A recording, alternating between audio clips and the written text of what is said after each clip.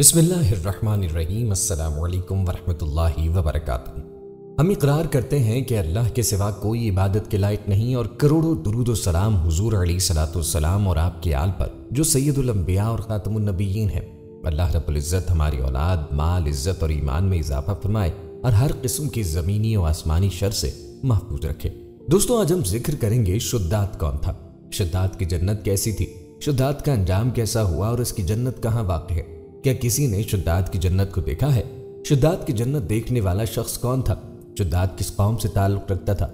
आज की वीडियो में ये तमाम तर मालूमात आप तक पहुंचाएंगे, इसलिए वीडियो को मुकम्मल देखिएगा। दोस्तों, इरम ज़ातुल इमाद, इरम सुतूनों वाला शहर या ज़बान आम में सिर्फ इरम कदीम अरब कौम आद के मरकजी शहर का नाम था। उन लोगों का ताल्लुक़ कौम आद से था और वो इरम नाम की बस्ती के रहने वाले थे। वो बस्ती बड़े बड़े सुतूनों वाली थी। इमाद जमा है अमद की और अमद के मायने सतून के हैं। आद के नाम से दो कौमें गुजरी हैं। एक को आदे कदीमा या आदे इरम कहते हैं। या आद बिन औद बिन इरम बिन साम बिन नूह की औलाद में से थे। इनके दादा की तरफ मंसूब करके इनको आदे इरम भी कहा जाता है। अपने शहर का नाम भी इन्होंने अपने दादा के नाम पे रखा था। इनका वतन अदन से मुत्तसिल था। इनकी तरफ हज़रत हूद अलैहिस्सलाम मबूस किए गए थे, लेकिन कौम आद के बदआमालियों के सबब जब उन्हें तबाह किया गया तो हज़रत हूद अलैहिस्सलाम हिज्र मौत की तरफ मराजियत कर गए। इनकी रिहाइश अहकाफ के इलाके में थे। हज़रत हूद की वफात यहीं पे हुई। अहकाफ में बसने वाली इस कौम ने बहुत तरक्की की। अल्लाह ताला ने इस कौम को गैर मामूली कद क़ामत और क़ुव्वत अता फरमाई थी। इनमें हर शख्स का कद कम से कम 12 गज का होता था। ताकत का ये हाल था कि बड़े से बड़ा पत्थर जिसको कई आदमी मिलकर भी ना उठा सके, इनका एक आदमी एक हाथ से उठाकर फेंक देता था। ये लोग ताकत कुव्वत के बलबूते पर पूरे यमन पे काबिज हो गए।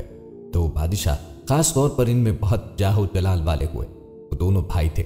एक का नाम शदीद था जो बड़ा था, दूसरे का नाम शद्दाद जो उसके बाद तख्त नशी हुआ। ये दोनों वसी इलाके पे काबिज हो गए और बेशुमार लश्कर व खजाने इन्होंने जमा किए थे। दोस्तों, कहा जाता है कि शद्दाद ने अपने भाई शदीद के बाद सल्तनत के रौनक व कमाल को उरूज तक पहुंचाया। दुनिया के कई बादशाह इसके बाद गुजार थे। उस दौर में किसी बादशाह में इतनी जुर्रत व ताकत न थी कि इसका मुकाबला कर सके। इस तसल्लुत और गलबे ने उसको इतना मगरूर व मुतकब्बिर कर दिया कि उसने खुदाई का दावा कर दिया। उस वक्त के उलमा व मुस्तहीन ने, जो साबिका अंबिया के उलूम के वारिस थे, उसे समझाया और अल्लाह के अजाब से डराया। तो वो कहने लगा, जो हुकूमत व दौलत और इज्जत उसको अब हासिल है, उससे ज्यादा अल्लाह ताला की इबादत करने से क्या हासिल होगा। जो कोई किसी की खिदमत व इताअत करता है, या तो इज्जत व मनसब की तरक्की के लिए करता है या दौलत के लिए करता है। मुझे तो ये सब कुछ हासिल है, मुझे क्या जरूरत कि मैं किसी की इबादत करूं। हजरत हूद ने भी उसे समझाने की कोशिश की, लेकिन बेसूद। समझाने वालों ने यह भी कहा कि यह हुकूमत दौलत एक पानी चीज है, जबकि अल्लाह की इताअत में उखरवी निजात और जन्नत का हुसूल है, जो दुनिया की हर दौलत से बेहतर और ज्यादा कीमती है। उसने पूछा, ये जन्नत कैसी होती है, इसकी तारीफ और खूबी बताओ। नसीहत करने वालों ने जन्नत की वो सिफात जो अंबिया कराम की तालीबात के जरिए उनको मालूम हुई थी उनके सामने बयान की। तो उसने कहा, मुझे इस जन्नत की जरूरत नहीं, ऐसी जन्नत तो मैं खुद दुनिया ही में बना सकता हूँ। चुनाचे उसने अपने अफसरों में से 100 मोतबर अफराद को बुलाया, हर एक को 1000 आदमियों पर मुकर्रर किया और तामीर के सिलसिले में उन सब को अपना नुक्ता नजर और पसंद समझा दी। इसके बाद पूरी दुनिया में इस काम के माहिरीन को अदन भिजवाने का हुक्म हुआ।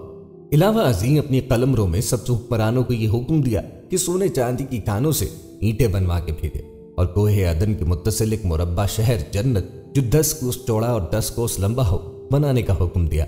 इसकी बुनियादें इतनी गहरी खुदवाई के पानी के करीब पहुंचा दी। फिर उन बुनियादों को संगे सुलेमानी से भरवा दिया।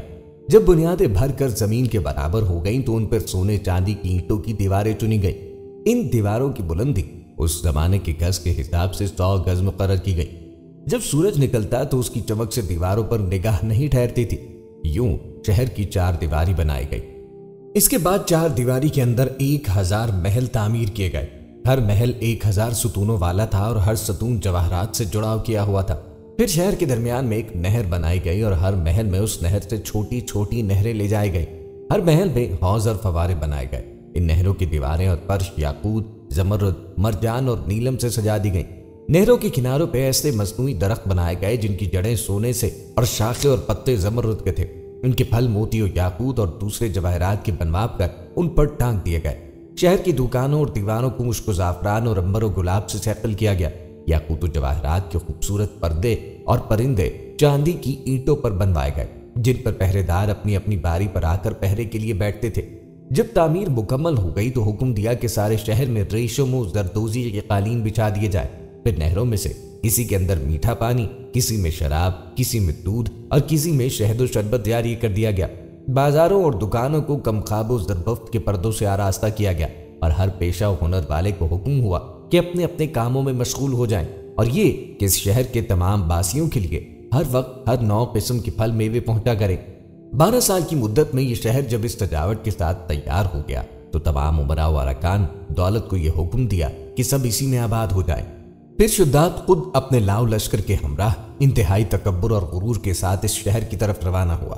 بعض علماء و مصلحین کو بھی ساتھ لیا اور راستے بھر ان سے ٹھٹا و تمسخر کرتے ہوئے ان سے کہتا رہا، ایسی جنت کے لیے تم مجھے کسی اور کے آگے جھکنے اور ذلیل ہونے کا کہہ رہے تھے؟ میری قدرت و دولت تم نے دیکھ لی۔ جب قریب پہنچا تو تمام شہر والے اس کے استقبال کے لیے شہر کے دروازے کے باہر آ گئے اور اس پر زر و جواہر نچھاور کرنے لگے۔ اسی ناز و ادا سے چلتے ہوئے جب شہر کے دروازے پہ پہنچا تو روایت ہے کہ ابھی اس نے گھوڑے کی رکاب سے ایک پاؤں نکال کر دروازے کی چوکھٹ پر رکھا ہی تھا کہ اس نے وہاں پہلے سے ایک اجنبی شخص کو کھڑے ہوئے دیکھا۔ اس نے پوچھا، تو کون ہے؟ اس نے کہا، میں ملک الموت ہوں۔ پوچھا، کیوں آئے ہو؟ اس نے کہا، تیری جان لینے۔ شداد نے کہا، مجھ کو اتنی مہلت دے کہ میں اپنی بنائی ہوئی جنت کو دیکھ لوں۔ جواب ملا، مجھ کو حکم نہیں۔ کہا، چلو اس قدر ہی فرصت دے دو کہ گھوڑے پر سے اتر آؤں۔ جواب ملا، اس کی بھی اجازت نہیں۔ چنانچہ ابھی شداد کا ایک پاؤں رکاب میں اور دوسرا چوکھٹ پر ہی تھا کہ ملک الموت نے اس کی روح قبض کر لی۔ پھر حضرت جبرائیل علیہ السلام نے بڑے زور سے ایک ہولناک چیخ ماری کہ اسی وقت تمام شہر میں اپنی عالی شان سجاوٹوں کے ایسا زمین میں سمایا کہ اس کا نام و نشان تک باقی نہ رہا۔ قرآن پاک میں اس کا ذکر اس طرح ہوا ہے، وہ جو ارم تھے بڑے ستونوں والے اور شہروں سے اس کی مانند کوئی شہر شاندار نہ تھا۔ دوستوں، یاد رہے کہ شداد اور اس کی جنت کا انجام معتبر تفاسیر میں لکھا ہے کہ بادشاہ اور اس کے لشکر کے ہلاک ہونے کے بعد وہ شہر بھی لوگوں کی نظروں سے اوجھل کر دیا گیا، مگر کبھی کبھار رات کے وقت عدن اور اس کے ارد گرد کے لوگوں کو اس کی روشنی اور جھلک نظر آ جاتی ہے۔ یہ روشنی اس شہر کی دیواروں کی ہے۔ دوستوں، یہ تھا تذکرہ شداد اور اس کی جنت کا۔ اب رہا سوال یہ کہ شداد کی جنت دیکھنے والا شخص کون ہے؟ اس کے بارے میں بھی آپ کو بتائیں گے، لیکن اس سے پہلے آپ کو شداد کے بارے میں ایک حکایت سے آگاہ کرتے ہیں جو ملک الموت کے روح قبض کرنے سے جڑی ہے اور یوں بیان کی گئی ہے۔ دوستوں، فتح القدیر میں ہے کہ اللہ تعالیٰ نے ملک الموت حضرت اسرائیل علیہ السلام سے پوچھا، تمہیں کسی انسان کی روح قبض کرتے وقت کبھی رحم بھی آیا ہے؟ حالانکہ اللہ عز و جل خوب جانتا ہے۔ ملک الموت نے عرض کی، یا اللہ، مجھ کو 2 انسانوں کی جان نکالنے میں ملال ہوا تھا، اگر تیرا حکم نہ ہوتا تو میں ہرگز ان کی جان نہ نکالتا۔ ایک اس وقت جب نیلے بے کناں سمندر میں ایک چھوٹا سا جہاز اپنی منزل کی جانب رواں دوا تھا۔ جہاز میں بہت سارے مسافروں کے علاوہ ایک عورت ایسی بھی تھی جس کے ہاں ابھی اسی وقت بچہ پیدا ہونے والا تھا۔ تیرے حکم سے میں نے پرسکون سمندر میں اچانک ہی لہریں اٹھا دی اور ساتھ ہی ہوا بھی تیز کر دی، اور دیکھتے ہی دیکھتے ہوا نے طوفان کا رخ اختیار کیا اور سمندر سے اٹھنے والی لہروں سے ٹکرا کر اسے ہچکولے کھانے پہ مجبور کیا۔ سبھی مسافر حیران و پریشان سمجھنے کی کوشش کر رہے تھے کہ اچانک ہی موسم نے اپنا مزاج کیسے بدل لیا۔ طوفان بڑھتا جا رہا تھا اور مسافر زندگی کی دعائیں مانگ رہے تھے، لیکن تجھ کو کچھ اور ہی منظور تھا۔ ہوا کے تیز جھکڑوں اور سمندر کی طاقت پر موجوں نے جہاز کو توڑ کر ٹکڑوں میں بدل دیا۔ جن مسافروں کو تیرنا آتا تھا وہ تیر کر اپنی جان بچانے کی جی توڑ کوشش کر رہے تھے، لیکن میں نے تیرے حکم سے اکثر کی روحیں قبض کر لی۔ وہ عورت جس کو بچہ پیدا ہونے والا تھا جہاز ڈوبنے کے خوف اور طوفان کی دہشت سے بے ہوش ہو چکی تھی اور جہاز کے ٹوٹے ہوئے ایک تختے پہ پڑی ہوئی تھی، اور یہ تختہ بے اٹھاہ سمندر میں تیز لہروں کے سہارے بہتا چلا جا رہا تھا۔ اور اسی حالت میں عورت کے ہاں بچہ پیدا ہوا، اور ولادت کے اگلے ہی لمحے مجھے تیری طرف سے حکم ہوا کہ اس عورت کی روح قبض کر لی جائے۔ حکم کی تعمیل پلک جھپکنے سے قبل ہو گئی۔ اس وقت اس عورت کی روح قبض کرتے ہوئے مجھ پہ رقت طاری ہوئی تھی۔ اللہ نے فرمایا، جانتے ہو بعد میں اس بچے کے ساتھ کیا معاملہ ہوا؟ حضرت اسرائیل نے فرمایا، میرا رب عز و جل ہی تمام جہانوں کے معاملات سے آگاہ ہے۔ اللہ عز و جل نے ارشاد فرمایا کہ میں نے اس پر اپنی بے پناہ نوازشات فرمائی اور اس کو دنیا کا بادشاہ بنایا، لیکن بجائے میرا شکر گزار بندہ بننے کے اس نے کفر کی راہ اختیار کی۔ الیاذ باللہ۔ اس بچے کا واقعہ کچھ یوں منقول ہے کہ وہ بچہ بے سر و سامانی کی حالت میں اکیلا ہی تختے پہ پڑا رہا، اور وہ تختہ کئی دنوں بعد اللہ کے حکم سے کنارے پہ آ لگا۔ کنارے پہ موجود ایک مچھیرے نے جو یہ دلسوز نظارہ دیکھا کہ ایک بچہ تختے پہ پڑا کنارے کی طرف آ رہا ہے اور ایک عورت اس پہ مری پڑی ہے، تو اس نے لپک کر بچے کو اٹھا لیا اور میت کو وہیں قریب میں زمین کھود کے دفن کر کے بچے کو اپنے ساتھ لے کے گھر آیا۔ مچھیرا جب بچہ لے کے گھر پہنچا تو بچے کو دیکھ کے اس کی بیوی بہت خوش ہوئی، کیونکہ اس کے ہاں کوئی اولاد نہ تھی، اور انہوں نے اس بچے کا نام شداد رکھا۔ مچھیرا اور اس کی بیوی اس بچے کی لاڈو پیار سے پرورش کرنے رکھے، یہاں تک کہ وہ 7 برس کا ہو گیا۔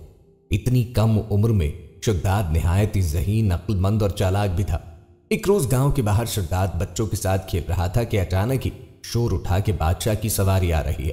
یہ سنتے ہی سارے بچے بادشاہ کے ڈر سے بھاگے، لیکن شداد وہیں قریب کے ایک ٹیلے میں چھپ کر بادشاہ کی سواری اور شاہی لشکر کا نظارہ دیکھنے لگا، یہاں تک کہ تمام لشکر گزر گیا اور بادشاہ کی سواری گزرنے کے بعد کچھ پیادے گری پڑی ہوئی چیزوں کی خبر گیری کے واسطے لشکر کے پیچھے پیچھے آئے۔ ان پیادوں میں سے ایک پیادے نے راستے میں ایک پوٹلی پڑی ہوئی پائی۔ اس نے جب پوٹلی کو کھول کر دیکھا تو اس میں سے ایک سرمے دانی تھی۔ وہ پیادے اپنی ساتھیوں سے بولا، میں نے سرما پایا ہے، اگر تمہاری اجازت ہو تو میں اسے اپنی آنکھوں میں لگاؤں، کیونکہ میری بینائی بھی کچھ کمزور ہو گئی ہے، شاید اس سے کچھ فائدہ ہو جائے۔ اس کے ساتھیوں نے جواب دیا، اول تو راستے میں پڑی چیز اٹھانی نہیں چاہیے، خیر اب تو نے اٹھا ہی لی ہے تو بغیر آزمائے ہوئے آنکھوں پہ ہرگز مت لگانا، کہیں فائدے کے اور نقصان نہ ہو جائے، پہلے کسی اور کی آنکھوں میں لگا کر دیکھ۔ یہ سن کر پیادے نے ادھر ادھر دیکھا تو اسے شداد ایک ٹیلے کی اوٹ پہ کھڑا نظر آیا۔ پیادے نے اسے بڑے پیار سے بلایا اور کہا، آ بیٹا، ہم تیری آنکھوں میں سرما لگا دیں تاکہ تیری آنکھیں اچھی لگیں۔ شداد نے پیادے سے سرمے دانی اور سلائی لے کر اپنی آنکھوں میں سرما لگایا۔ سرما لگاتے ہی شداد کے 14 طبق روشن ہو گئے اور اسے زمین کے اندر چھپے ہوئے تمام خزانے بالکل اسی طرح سے نظر آنے لگے جیسے صاف شفاف پانی میں چیزیں نظر آتی ہیں۔ یہ اللہ کی نوازشات میں سے ایک بہت بڑی نوازش تھی۔ شداد حد سے زیادہ چالاک تو تھا ہی، لہٰذا اپنی چالاکی اور عقل مندی سے چلایا، اے خانہ خراب ظالمو، تم نے میری آنکھیں پھوڑ دی، ہائے ہائے میں اندھا ہو گیا، یہ میری آنکھ میں کیسا زہر لگوا دیا، آئے اب میں بادشاہ کے پاس جا کے فریاد کروں گا اور تم کو سزا دلواؤں گا۔ پیادوں نے جو یہ سنا تمہارے خوف کے سرما وہیں چھوڑا، گرتے پڑتے اپنی جان بچائے بھاگ کھڑے ہوئے، اور شداد اپنی چالاکی اور پیادوں کی بزدلی پہ خوب ہنسا اور سرمےدانی لے کر اپنے گھر آ گیا اور اپنے باپ سے سارا واقعہ بیان کیا۔ مچھیرا اپنے بیٹے کی ہوشیاری سے بہت خوش ہوا اور بولا، رات کو جب سب لوگ سو جائیں گے تو ہم اپنے بھروسے کے مزدوروں کے ساتھ پھاوڑے وغیرہ لے کے چلیں گے، اور جہاں بھی تجھ کو خزانے نظر آئیں گے ہم وہاں سے کھود کے نکال لیں گے اور اپنے گدھوں اور خچروں پر لاد کر خزانہ لے آئیں گے۔ اس طرح شداد نے بہت سا مال و دولت اور جواہر اکٹھے کیے تھے اور سب گاؤں والوں کو آئے دن دعوتیں کر کے اپنا ہمدرد اور رفیق بنا لیا تھا۔ کچھ عرصے بعد شداد نے اس گاؤں کے سردار کو قتل کر کے اس کی جگہ پر خود سردار بن بیٹھا۔ ہوتے ہوتے یہ خبر دوسرے حاکموں اور فوجداروں کو پہنچی تو انہوں نے شداد کو سزا دینے کا ارادہ کیا۔ اس سے پہلے کہ وہ کچھ کر گزرتے، شداد نے بھی اپنی ایک فوج تیار کر لی اور ان حاکموں فوجداروں سے مقابلہ کیا اور اپنی ذہانت و بہادری سے سب حاکموں کو ایک ایک کر کے ہلاک کیا، اور اس طرح سے بڑھتے بڑھتے شداد تمام روئے زمین کا بادشاہ بن بیٹھا اور سارے جہاں کے حاکم، عمرا اور سردار اس کی مطیع و فرما بردار ہوئے۔ شداد نے بے پناہ خزانے جمع کر لیے تھے اور اپنا لشکر اس قدر وسیع و مضبوط بنا لیا تھا کہ ہر طرف اس کا حکم چلتا تھا۔ اپنی طاقت اور بہترین حکمت عملی کے ذریعے شداد نے اپنی سلطنت کو کمال عروج بخشا تھا، اور روئے زمین کے کسی انسان کو اتنی طاقت نہیں تھی کہ اس کا مقابلہ کر سکے۔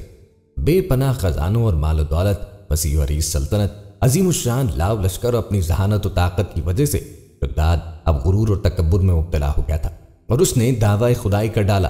عالموں اور واعظوں نے اس ملعون کو پند و نصیحتیں کی اور حق تعالیٰ کے خوف اور اس کی عبادت کی طرف رغبت دلانے کی بہت کوششیں کی، لیکن شداد کا کہنا تھا کہ دولت و حکمت، جاہ ثروت، عزت و شہرت اور حشمت سب کچھ میرے پاس موجود ہے، تو مجھے کیا ضرورت کہ میں کسی خدا کی اطاعت کروں۔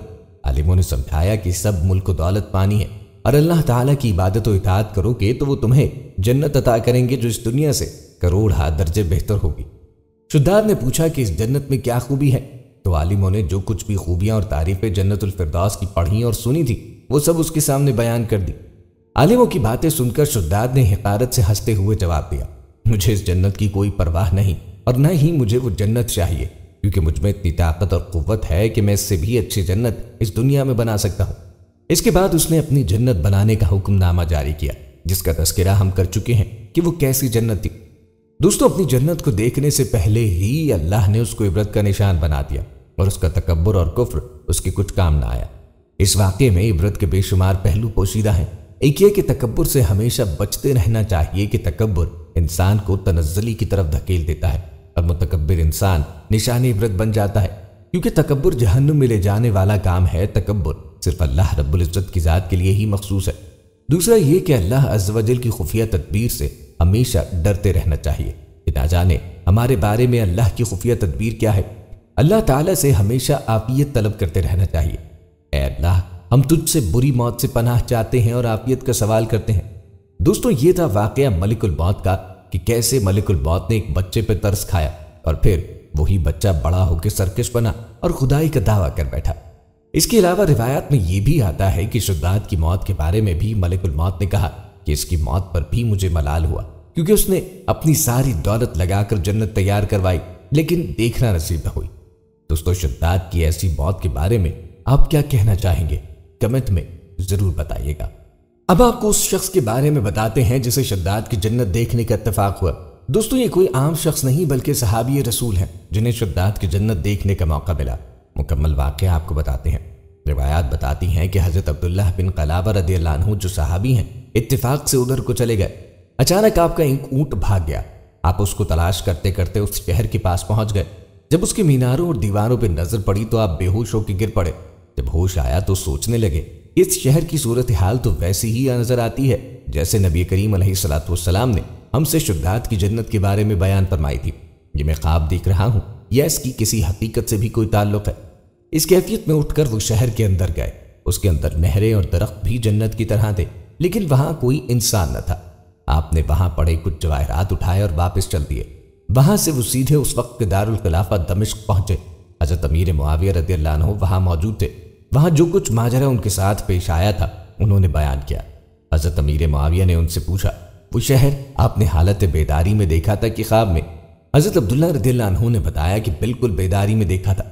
फिर उसकी सारी निशानियां बताएं कि वो अदन के पहाड़ की फलां जानिब इतने फासले पे है। एक तरफ फलां दरख्त और दूसरी तरफ ऐसा कुआं है और ये जवाहिरात याकूत निशानी के तौर पे मैं वहां से उठा लाया हूँ।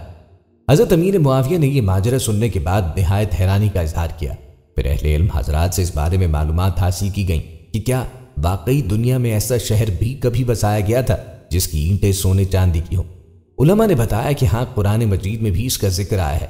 इस आयत में इरम ज़ातुल इमाद यही शहर है, मगर अल्लाह ने उसको लोगों की निगाहों से छुपा दिया है। उलमा ने बताया कि नबी करीम अलैहिस्सलातु वस्सलाम ने यह भी फरमाया है कि मेरी उम्मत में से एक आदमी उसमें जाएगा और वो छोटे कद सुर्ख रंग का होगा। उसके अबरू और गर्दन पे 2 तिल होंगे। वो अपने ऊंट को ढूंढता हुआ शहर में पहुंचेगा और वहां के अजायबात देखेगा। जब हजरत अमीर मुआविया ने ये सारी निशानियां हजरत अब्दुल्लाह में देखी तो फरमाया, वल्लाह ये वही शख्स है। दोस्तों, अब जिक्र करते हैं शुद्दाद की कौम आद का। तूफान नूह के बाद मुसलमानों ने जोदी पहाड़ के करीब के इलाके में रहना शुरू किया। इनकी औलाद में इजाफा हुआ तो लोग दूर दराज के मुख्तलिफ इलाकों में फैल गए। इन्हीं में से एक कबीला अपने वालिद या बादशाह की निस्बत से कौम आद कहलाया। कुरान करीम में इरशाद बारी ताला है, जो आद थे वो नाहक जमीन में गुरूर करने लगे और कहने लगे, हमसे बढ़कर कुव्वत में कौन है? क्या उन्होंने नहीं देखा कि खुदा जिसने उनको पैदा किया वो उनमें से कुव्वत से बढ़कर है और वो हमारी आयतों से इनकार करते रहे। तारीख की किताबों में कौम आद 2 कौमों को कहा गया है, एक आदे उला और दूसरी आदे सानिया। इन दोनों कौमों के दरमियान कमोबेश 100 साल का फर्क मौजूद है। इस कौम की तरफ हजरत हूद को मबूस फरमाया गया था, जबकि आदे तानिया की तरफ हजरत सालेह अलैहिस्सलाम को मबूस फरमाया गया था। दुनिया के 2 मशहूर समंदरों यानी बहरे अरब और बहरे अहमर के दरमियान हजर मौत से लेकर मगरबी यमन तक एक वसी सहरा है जिसको सहराए अल-अहकाफ कहते हैं। तारीखी हवालों से यह साबित शुदा है कि यह सहराए अल-अहकाफ वाली जगह ही कौम आद का मस्कन थी। कभी ये जगह बहुत सरसब्ज़ शादाब हुआ करती थी। इसकी जरखेजी और शादाबी अपनी मिसाल आप थी, मगर अब उस जगह ऐसी वहशत टपकती है कि बड़े से बड़े सुरमा यहाँ पांव रखते हुए कांप उठते हैं। किसी जमाने में यह इलाका सरसब्ज़ शादाब बागात, दिलफरेब नज़ारों, बहते झरनों, मीठे पानी के आबशारों और बहुत ऊंची इमारतों से घिरा हुआ था।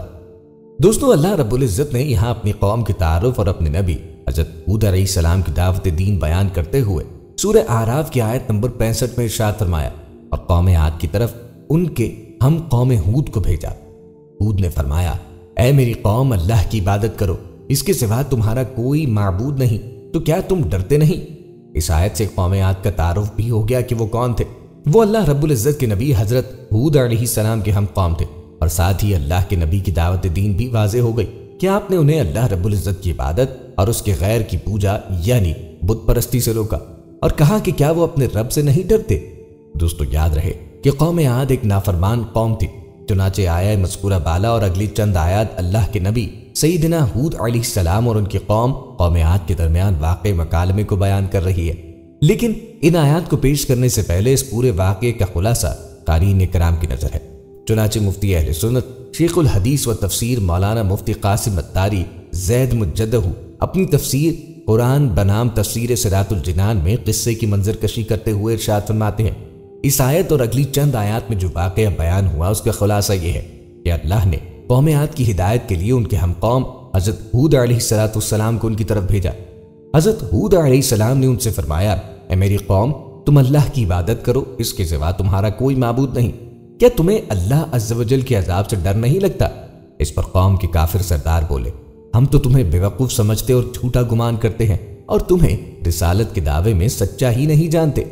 कुफ़ार का हज़रत हूद अलैहिस्सलाम की बारगाह में ये गुस्ताखाना कलाम के तुम्हें बेवकूफ़ समझते हैं, झूठा गुमान करते हैं, इंतहाई दर्जे की बेअदबी थी और वो इस बात के मुस्तहिक थे कि उन्हें सख्त तरीन जवाब दिया जाता।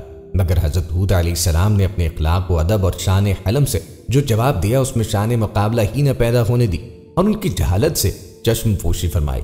चुनाचे फरमाया, ऐ मेरी कौम, बेवकूफ़ी का मेरे साथ कोई ताल्लुक नहीं, मैं तो रब्बुल आलमीन का रसूल हूँ। मैं तो तुम्हें अपने रब्ब अज़्ज़ व जल के पैगामात पहुँचाता हूँ और तुम्हारे लिए काबिल एतमाद खैर खा हूँ। और क्या तुम्हें इस बात पर ताज्जुब है कि तुम्हारे पास तुम्हारे रब्ब अज़्ज़ व जल की तरफ से तुम्ही में से एक मर्द के जरिए नसीहत आई ताकि वो तुम्हें अल्लाह अज़्ज़ व जल के अज़ाब से डराए। अल्लाह अज़्ज़ व जल के ये एहसान याद करो कि उसने तुम्हें कौम नूह के बाद उनका जानशीं बनाया और तुम्हें अजीम जिस्मानी कुव्वत से नवाजा कि कद काट और कुव्वत दोनों में दूसरों से मुमताज़ बनाया। तो अल्लाह अज़्ज़ व जल के एहसानात याद करो, उस पर ईमान लाओ और इताअत व बंदगी का रास्ता इख्तियार करो। हज़रत हूद अलैहिस्सलाम चूँकि अपनी कौम की बस्ती से अलहदा एक तन्हाई के मुकाम में इबादत किया करते थे, जब आपके पास वही आती तो कौम के पास आकर सुना देते। उस वक्त कौम ये जवाब देती कि क्या तुम हमारे पास इसलिए आए हो कि हम एक अल्लाह अज़्ज़ व जल की इबादत करें और जिन बुतों की इबादत हमारे बाप दादा किया करते थे उन्हें छोड़ दें? अगर तुम सच्चे हो तो वो अजाब ले आओ जिसकी तुम हमें वईदें सुनाते हो। हज़रत हूद अलैहिस्सलाम ने फरमाया, बेशक तुम पर तुम्हारे रब्ब अज़्ज़ व जल का अजाब और गज़ब लाजिम हो गया। कौम आद पर आने वाले अजाब की कैफियत का बयान चंद आयात के बाद मज़कूर है और इसके अलावा ये वाक़या सूरह हूद आयत नंबर 50 से 60 में भी मज़कूर है। दोस्तों, तफसीर सिरातुल जिनान से कौम आद की नाफरमानियों का खूब अंदाज़ा लगाया जा सकता है। चुनाचे जब अल्लाह के नबी हज़रत सैयदना हूद अलैहिस्सलाम ने अपनी कौम आद से कहा, ऐ मेरी कौम, अल्लाह की इबादत करो, इसके सिवा तुम्हारा कोई माबूद नहीं, तो क्या तुम डरते नहीं? तो माज़अल्लाह इन अक्ल के अंधों ने अल्लाह के नबी को बेवकूफ़ कह डाला। चुनाचे अल्लाह तबारक व तआला कुरान मजीद बुरहान रशीद में फरमाता है, इसकी कौम के काफिर सरदार बोले, बेशक हम तुम्हें बेवकूफ़ समझते हैं। माज़अल्लाह, ये हूद अलैहिस्सलाम की पहली गुस्ताखी और नाफरमानी थी और इतने जुल्म पर इक्तिफा नहीं किया गया बल्कि उन बदनसीबों ने अल्लाह के नबी हज़रत सैयदना हूद अलैहिस्सलाम को माज़अल्लाह झूठा तक कह दिया। चुनाचे कुरान हकीम में इन जफाकारों का कौल यूं हिकायत किया गया, और बेशक हम तुम्हें झूठों में से गुमान करते हैं। ये उनकी जानिब से दूसरी गुस्ताखी और नाफरमानी थी। अल्लाह के नबी अलैहिस्सलाम पे राह खुदा में इतने सख्त जुमले कसे गए जिनके वो कतन मुस्तहिक न थे, क्योंकि अल्लाह के तमाम नबी मासूम हैं, मगर फिर उनकी ज़ात बाबरकात से कमाल शान हलम का ज़हूर हुआ। चुनाचे उनके कौल को हिकायत करते हुए अल्लाह तबारक व तआला कुरान हकीम में इरशाद फरमाता है, हूद ने फरमाया, ऐ मेरी कौम, मेरे साथ बेवकूफ़ी का कोई ताल्लुक नहीं, मैं तो रब्बुल आलमीन का रसूल हूँ, मैं तुम्हें अपने रब के पैगामात पहुँचाता हूँ और मैं तुम्हारे लिए काबिल एतमाद खैर खा हूँ। काफिरों ने गुस्ताखी करके हज़रत हूद अलैहिस्सलाम को माज़अल्लाह बेवकूफ़ कहा, जिस पर आप अलैहिस्सलाम ने बड़े तहम्मुल से जवाब दिया कि बेवकूफ़ी का मेरे साथ कोई ताल्लुक नहीं, और इसकी वजह बिल्कुल वाज़ेह है कि अंबिया कराइम अलैहिस्सलाम कामिल अक्ल वाले होते हैं और हमेशा हिदायत पर होते हैं। तमाम जहान की अक्ल नबी की अक्ल के मुकाबले में ऐसी है जैसे समंदर का एक कतरा, क्योंकि नबी तो वही के जरिए अपने रब्ब अज़्ज़ व जल से इल्म व अक्ल हासिल करता है और उस चीज़ के बराबर कोई दूसरी चीज़ का होना महाल यानी नामुमकिन है। इस आयत से दो मसले मालूम हुए। جاہل اور بیوقوف لوگوں کی بدتمیزی اور جہالت پر بردباری کا مظاہرہ کرنا سنت انبیاء علیہ الصلوۃ والسلام ہے۔ اہل علم و کمال کو ضرورت کے موقع پر اپنے منصب و کمال کا اظہار جائز ہے۔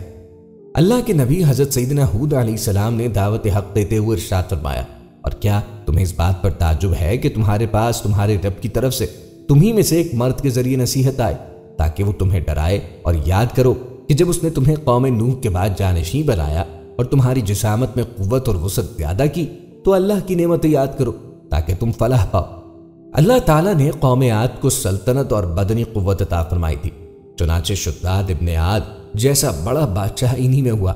یہ بہت لمبے قد والے اور بڑے بھاری ڈیل ڈول والے تھے، لیکن ان بد نصیبوں پہ اللہ کے نبی علیہ السلام کے حلم سے لبریز دعوت حق نے بھی اثر نہ کیا۔ یوں ان کی سرکشی اور نافرمانی کا نہ ختم ہونے والا سلسلہ جاری رہا۔ چنانچہ اس اثر انگیز پھولوں کے جواب میں انہوں نے جو کہا اسے حکایت کرتے ہوئے اللہ تبارک و تعالیٰ قرآن حکیم میں ارشاد فرماتا ہے، قوم نے کہا کیا تم ہمارے پاس اس لیے آئے ہو کہ ہم ایک اللہ کی عبادت کریں اور جن چیزوں کی عبادت ہمارے باپ دادا کیا کرتے تھے انہیں چھوڑ دیں؟ اگر تم سچے ہو تو لے آؤ وہ عذاب جس کی تم ہمیں وعیدیں سناتے ہو۔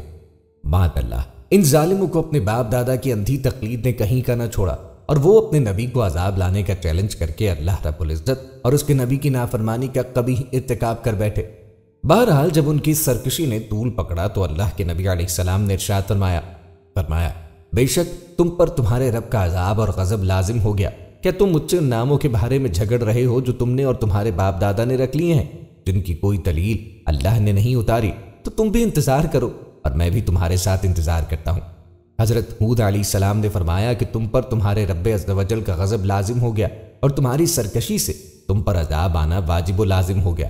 کیا تم فضول ناموں یعنی بتوں کے بارے میں جھگڑتے ہو جنہیں تمہارے باپ دادا نے گھڑ لیا اور انہیں پوجنے لگے اور معبود ماننے لگے، حالانکہ ان کی حقیقت کچھ نہیں ہے اور وہ الوہیت کے معنی سے قطعاً خالی و عاری ہیں۔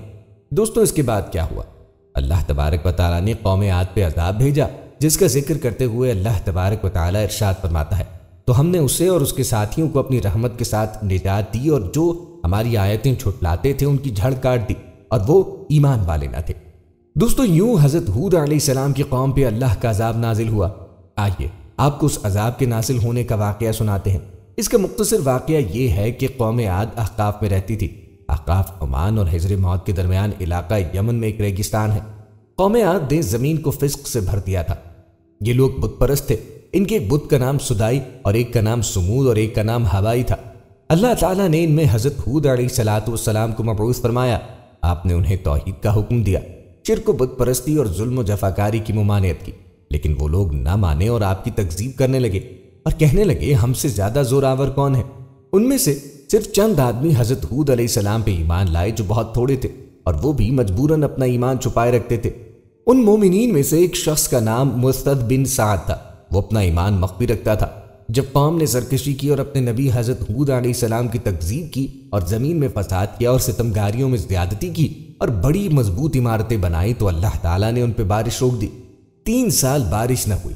اب وہ بہت مصیبت میں مبتلا ہوئے اور اس زمانے میں دستور یہ تھا کہ جب کوئی بلا یا مصیبت نازل ہوتی تو لوگ بیت الحرام میں حاضر ہو کر اللہ سے اس مصیبت کو دور کرنے کی دعا کرتے تھے۔ اس لیے ان لوگوں نے ایک وفد بیت اللہ کو روانہ کیا۔ اس وفد میں 3 آدمی تھے جن میں مرثد بن سعد بھی تھا۔ یہ وہی صاحب ہیں جو حضرت ہود علیہ السلام پہ ایمان لائے تھے اور اپنا ایمان مخفی رکھتے تھے۔ اس زمانے میں مکہ مکرمہ میں امالیق کی سکونت تھی اور ان لوگوں کا سردار معاویہ بن بکر تھا۔ اس شخص کا ننیال قوم عاد میں تھا۔ اسی علاقے سے یہ وفد مکہ مکرمہ کے حوالی میں معاویہ بن بکر کے ہاں مقیم ہوا۔ اس نے ان لوگوں کی بہت عزت کی اور نہایت خاطر و مدارت کی۔ یہ لوگ وہاں شراب پیتے اور باندیوں کا ناچ دیکھتے۔ اس طرح انہوں نے عیش و نشاط میں 1 مہینہ بسر کیا۔ معاویہ کو خیال آیا کہ یہ لوگ تو راحت میں پڑ گئے اور قوم کی مصیبت کو بھول گئے جو وہاں گرفتار بلا ہے، مگر معاویہ بن بکر کو یہ خیال بھی تھا کہ اگر وہ ان لوگوں سے کچھ کہے تو شاید وہ یہ خیال کریں کہ اب اس کو میزبانی کی راہ گزرنے لگی ہے۔ اس لیے اس نے گانے والی باندی کو ایسے اشعار دیے جن میں قوم عاد کی حاجت کا تذکرہ تھا۔ جب باندی نے وہ نظم گائی تو ان لوگوں کو یاد آیا کہ ہم اس قوم کی مصیبت کی فریاد کرنے کے لیے مکہ مکرمہ بھیجے گئے ہیں۔ اب انہیں خیال ہوا کہ حرم شریف میں داخل ہو کر قوم کے لیے پانی برسنے کی دعا کریں۔ اس وقت مرثد بن سعد نے کہا کہ اللہ عز و جل کی قسم تمہاری دعا سے پانی نہ برسے گا، البتہ اگر تم اپنے نبی کی اطاعت کرو اور اللہ سے توبہ کرو تو بارش ہوگی۔ اس وقت مرثد نے اپنے اسلام کا اظہار کیا ان لوگوں نے مرصد کو چھوڑ دیا اور خود مکہ مکرمہ میں جا کر دعا کی۔ اللہ تعالیٰ نے 3 قسم کے بادل بھیجے، ایک سفید، ایک سرخ اور ایک سیاہ۔ اس کے ساتھ آسمان سے ندا ہوئی کہ اے قیل، اپنے لیے اور اپنی قوم کے لیے ان میں سے ایک بادل اختیار کر۔ اس نے اس خیال سے سیاہ بادل کو اختیار کیا کہ اس سے بہت پانی برسے گا، چنانچہ وہ بادل قوم عاد کی طرف چلا اور وہ لوگ اس کو دیکھ کے بہت خوش ہوئے، مگر اس سے ایک ہوا چلی جو اس شدت کی تھی کہ اونٹوں اور آدمیوں کو اڑا اڑا کر کہیں سے کہیں لے جاتی تھی۔ یہ دیکھ کر وہ لوگ گھروں میں داخل ہوئے اور اپنے دروازے بند کر لیے، مگر ہوا کی تیزی سے نہ بچ سکے۔ اس نے دروازے بھی اکھیڑ دیے اور ان لوگوں کو ہلاک بھی کر دیا، اور قدرت الہی سے سیاہ پرندے نمودار ہوئے جنہوں نے ان کی لاشوں کو اٹھا کر سمندر میں پھینک دیا۔ حضرت ہود علیہ السلام مومنین کو لے کر قوم سے جدا ہو گئے تھے، اس لیے وہ سلامت رہے۔ قوم کے ہلاک ہونے کے بعد وہ ایمانداروں کو ساتھ لے کے مکہ مکرمہ تشریف لائے اور آخری عمر تک وہیں اللہ کی عبادت کرتے رہے۔ قوم عاد ایک نہایت جسیم، قداور اور زوراور قوم تھی۔ یہ لوگ اتنے طاقتور تھے کہ مضبوط پہاڑوں کو تراش کر سردیوں اور گرمیوں کے لیے الگ الگ گھر بناتے تھے، لیکن جب ایسے قوم نے اللہ اور اس کے بھیجے ہوئے نبی حضرت سیدنا ہود علیہ السلام کی نافرمانی کی تو اللہ پاک نے ان کو رہتی دنیا تک نشان عبرت بنا دیا۔ اللہ پاک ان کی ہلاکت و تباہی کو بیان کرتے ہوئے سورۃ الزاریات آیت نمبر 41 اور 42 میں فرماتے ہیں، اور عاد میں جب ہم نے ان پر خشک آندھی بھیجی، جس چیز پر گزرتی اسے گلی ہوئی چیز کی طرح کر چھوڑتی۔ آخر وہ کون سی بدعمالیاں اور بد کرداریاں تھیں کہ جن کی بنا پر اس قوم کو عذاب دیا گیا؟ آئیے اس کا جواب قرآن سے لیتے ہیں۔ قوم عاد غیر اللہ کی عبادت کرتے تھے، جیسے کہ سورہ ہود آیت نمبر 53 میں ان کے قول کو یوں بیان کیا گیا، بولے اے ہود، تم کوئی دلیل لے کر ہمارے پاس نہ آئے اور ہم خالی تمہارے کہنے سے اپنے خداؤں کو چھوڑنے کے نہیں، نہ تمہاری بات پر یقین لائیں۔ قوم عاد اللہ پاک اور ہود علیہ السلام کی نافرمانی کرتے تھے، چنانچہ سورہ ہود آیت نمبر 59 میں ہے، اور یہ یاد ہے کہ اپنے رب کی آیتوں سے منکر ہوئے اور اس کے رسولوں کی نافرمانی کی اور ہر بڑے سرکش ہٹ دھرم کے کہنے پر چلے۔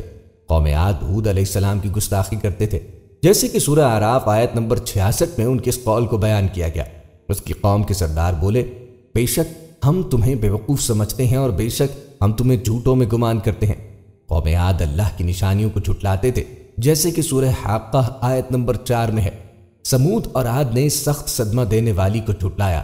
قوم عاد غرور و تکبر کرتے تھے، جیسے کہ سورہ حامیم السجدہ آیت نمبر 15 میں آتا ہے۔ تو وہ جو عاد تھے انہوں نے زمین میں ناحق تکبر کیا اور بولے، ہم سے زیادہ کس کا زور۔ دوستو، قوم عاد کو جن نافرمانیوں کی بنا پہ عذاب میں مبتلا کیا گیا، ہمیں ان سے بھی بچتے رہنا چاہیے اور ہمیشہ ہر حال میں رب قہار و جبار کی اطاعت کرتے رہنا چاہیے۔ پروردگار عالم نے قرآن کریم میں قوموں کی تباہی کے جو واقعات بیان فرمائے، ان کا اصل مقصد یہی ہے کہ بنی نوع انسان اور خاص طور پر امت مسلمہ ان سے سبق حاصل کرے۔ اللہ نے قوم عاد کو طاقت و قوت، مال و دولت، شان و شوکت سمیت دنیا کی ہر نعمت عطا فرمائی، لیکن جب اس نے نافرمانی کی، اپنے نبی علیہ السلام کی بات ماننے سے بارہا انکار کیا، تو اللہ نے اسے نیست و نابود کر دیا۔ ہم سب کو بھی انفرادی و اجتماعی طور پر اپنے روزمرہ معاملات کا جائزہ لیتے رہنا چاہیے کہ کہیں ہم جان بوجھ کر یا انجانے میں اللہ اور اس کے نبی کی نافرمانی کے مرتکب تو نہیں ہو رہے۔ دوستو، ایسے ہی اللہ رب العزت غرور و تکبر کرنے والوں کو نیست و نابود کرتا ہے۔ تواریخ میں ایسی بہت سی مثالیں ملتی ہیں۔ دوستو، یہاں ایک اور متکبر شخص کا ذکر کرتے ہیں جس کا نام قارون تھا، اور اس کے مال و دولت نے اس کو متکبر بنا دیا۔ قارون حضرت موسیٰ علیہ السلام کے چچا یسہر کا بیٹا تھا، بہت ہی شکیل اور خوبصورت آدمی تھا، اسی لیے لوگ اس کی حسن و جمال سے متاثر ہو کر اس کو منور کہا کرتے، اور اس کے ساتھ ساتھ اس میں یہ کمال بھی تھا کہ وہ بنی اسرائیل میں تورات کا بہت بڑا عالم اور بہت ہی ملنسار و با اخلاق انسان تھا۔ لوگ اس کا بہت ہی ادب و احترام کرتے، لیکن بے شمار دولت ان کے ہاتھ آتے ہی اس کے حالات میں ایک دم تغیر پیدا ہو گیا اور سامری کی طرح منافق ہو کر حضرت موسیٰ علیہ السلام کو بہت بڑا دشمن ہو گیا اور اعلیٰ درجے کا متکبر و مغرور ہو گیا۔ جب زکوٰۃ کا حکم نازل ہوا تو اس نے حضرت موسیٰ کے روبرو یہ عہد کیا کہ وہ اپنے تمام مالوں میں سے 1000واں حصہ زکوٰۃ نکالے گا، مگر جب اس نے مال کا حساب لگایا تو ایک بہت بڑی زکوٰۃ کی نکلی۔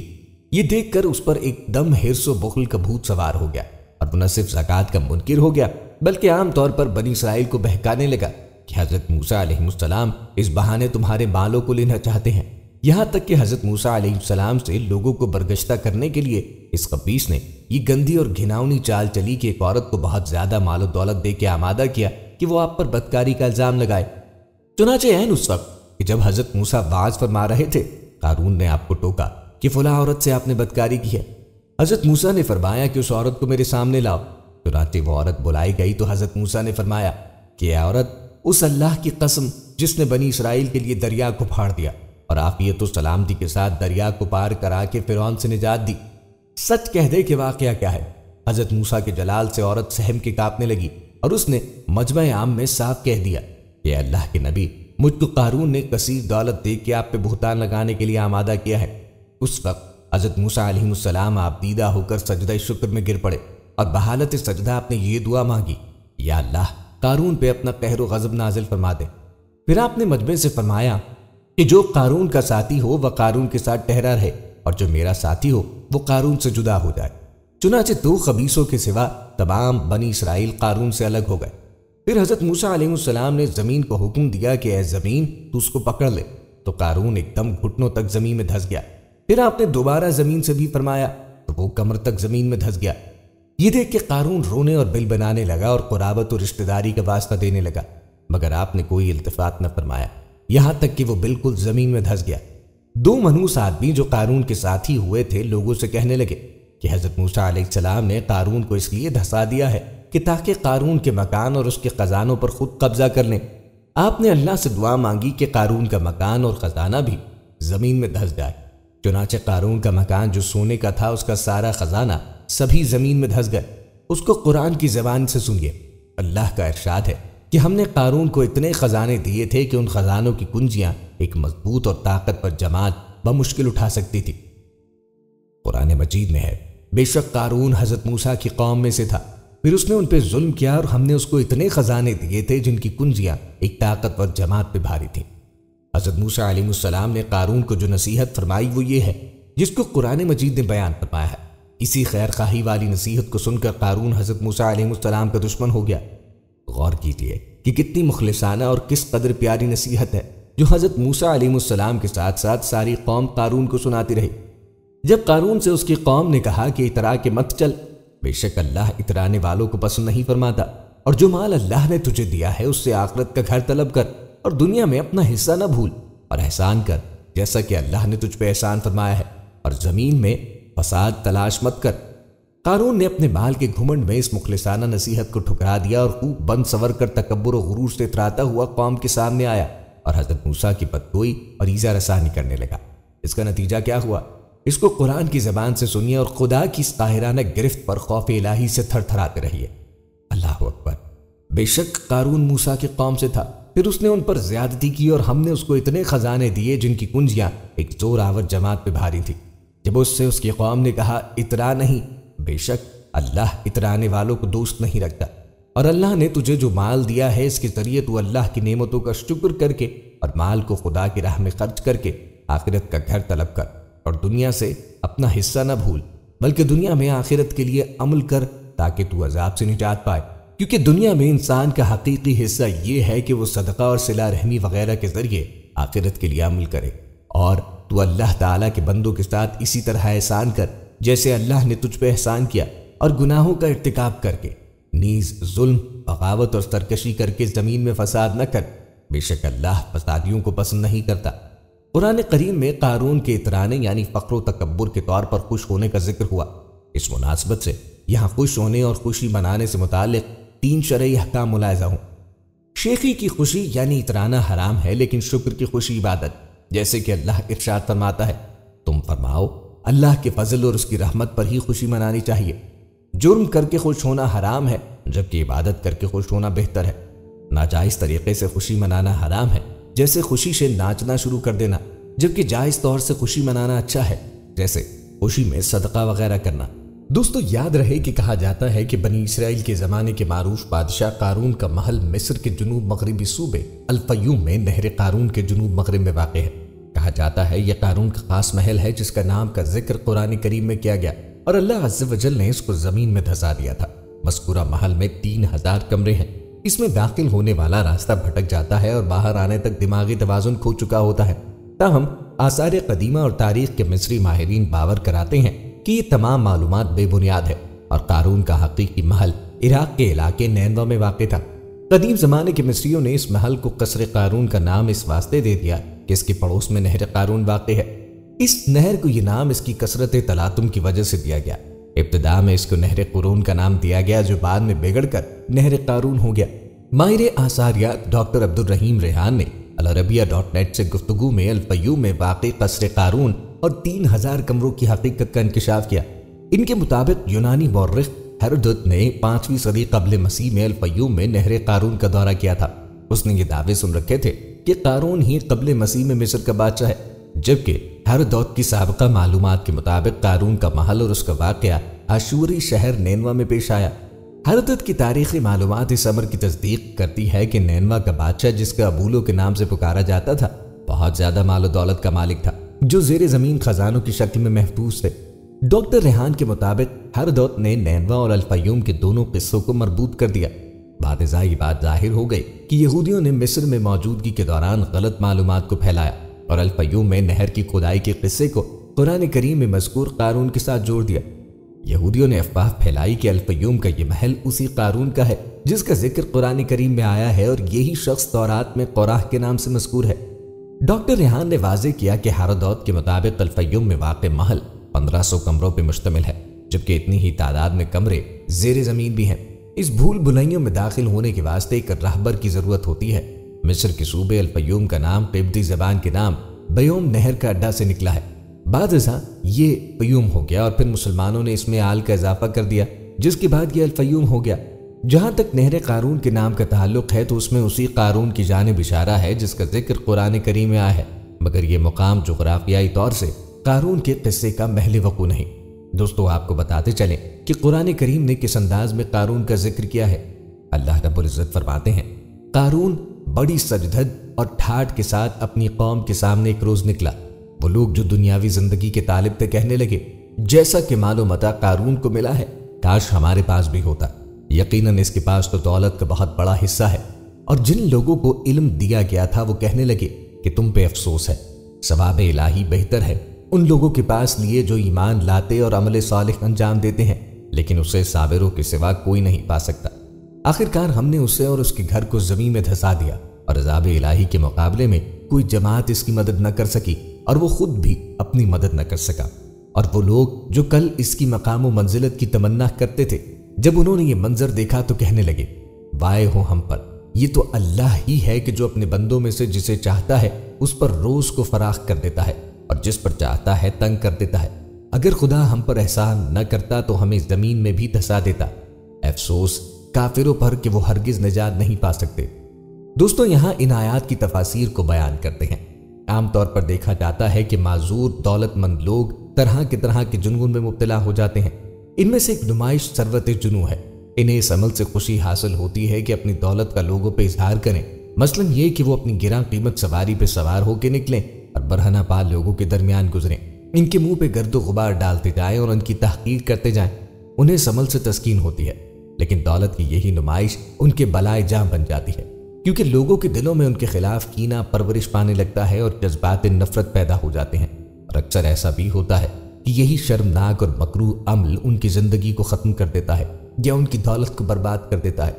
ممکن ہے کہ اس جنون آمیز عمل کا نتیجہ کسی قسم کی تحریک ہو، مثلا لالچی افراد میں مزید دولت حاصل کرنے کی ہوس میں اضافہ ہو اور سرکش لوگوں میں فرما برداری کے جذبات پیدا ہوں، مگر اہل ثروت نمائش دولت کے عمل کو اس تصور کے بغیر انجام دیتے ہیں۔ در حقیقت ان کا عمل بھی ایک قسم کی ہوس ہوتا ہے، اس میں سے کسی سوجھ بوجھ کا کوئی دخل نہیں ہوتا۔ بہرحال قارون بھی اس قانون سے مستثنی نہ تھا، بلکہ جنون نمائش ثروت کا ایک واضح نمونہ تھا۔ قرآن میں زیر بحث آیات میں ایک جملے کے اندر قارون کی اس کیفیت کو بیان کیا گیا ہے۔ قارون پوری زیب و زینت سے اپنی قوم کے سامنے نکلا۔ اس نے اپنی پوری قوت اور توانائی اس کام پر صرف کر دی تھی کہ وہ اپنی تمام دولت و آرائش کو لوگوں کے سامنے نمائش کرے۔ اور یہ بات محتاج ذکر نہیں کہ اتنی دولت کا مالک شخص جب نمود و حشمت کا ارادہ کرے تو وہ کیا کچھ کر سکتا ہے۔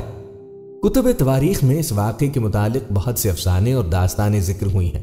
بعض مورخین نے لکھا ہے کہ قارون 4000 خادموں کی قطار کے ساتھ بنی اسرائیل کے درمیان سے گزرا، جبکہ یہ 4000 خادم گراں قیمت گھوڑوں پر سرخ پوشاک پہنے ہوئے سوار تھے۔ اس کے ساتھ خوشگل کنیزیں بھی تھیں جو سفید خچروں پہ سوار تھی، جن پر سنہری زین کسے ہوئے تھے۔ ان کی پوشاکیں سرخ اور سب طلاکار تھیں۔ بعض لوگوں نے اس کے خادموں کی تعداد 70000 لکھی ہے، جیسے کہ دنیا کا معمول ہے، قارون کی جاہ و حشمت کو دیکھ کر لوگوں کے درگرو ہو گئے۔ دنیا پر سب اکثریت نے جب اس خیرہ کن منظر کو دیکھا تو ان کے دل تمنائیں مچلنے لگی۔ انہوں نے ٹھنڈی آہ بھری اور کہنے لگے کہ کاش وہ بھی قارون جیسی دولت کے مالک ہوتے، کاش ایک دن، ایک ساتھ یا ایک لمحے کے لیے ہی یہ شکوہ نصیب ہوتا۔ آہ، اس کی کیسی شیریں، جذاب، نشاط انگیز اور لذت بخش زندگی ہے۔ چنانچہ قرآن کریم میں فرمایا گیا ہے، جو لوگ دنیاوی زندگی کے طلبگار تھے انہوں نے کہا کہ کاش ہمارے پاس بھی اتنی دولت ہوتی جتنی قارون کے پاس۔ حقیقت میں اس کے پاس 9 دولت کافرواں کا حصہ ہے۔ آفرین ہے قارون پر اور اس کی بے پناہ دولت پر۔ واہ، اس کا کیا جاہ و جلال ہے اور کتنے خادم و نوکر چاکر ہے۔ تاریخ میں اس جیسا کوئی شخص نہیں ہے۔ یہ عظمت اسے خدا نے عنایت کی ہے، غرض لوگ اسی طرح کی باتیں کرتے تھے۔ در حقیقت اس واقعے میں امتحان کی ایک بہت بڑی بھٹی چل رہی تھی۔ اس بھٹی کے بیچ قارون تھا تاکہ وہ اپنی سرکشی اور غرور کا امتحان دے۔ دوسری طرف بنی اسرائیل کے دنیا پرست لوگ اس بھٹی کے گردا گرد مقیم تھے، لیکن قارون کے لیے ایک دردناک عذاب تھا، ایسا عذاب جو ایسی نمائش کے بعد ہوتا ہے۔